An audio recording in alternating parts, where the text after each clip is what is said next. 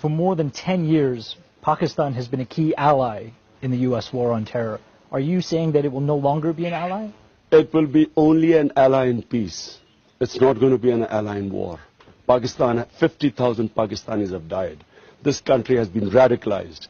We are more insecure than ever before.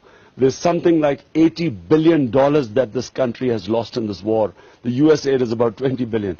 Countries sinking into poverty, into chaos. The state is getting weaker. There is a consensus in Pakistan that there is no military solution.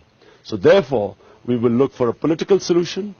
We would want to be an ally in peace with the US. It's time to give peace a chance for both Pakistan and the US.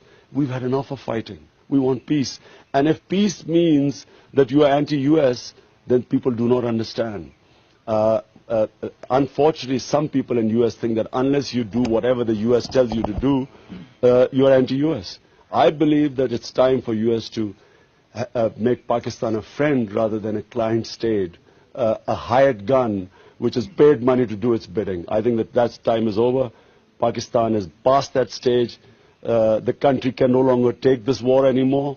And I think for US also, they should hope that this election brings a partner in peace. And the US needs a peace partner to exit from Afghanistan. Thank you. Okay.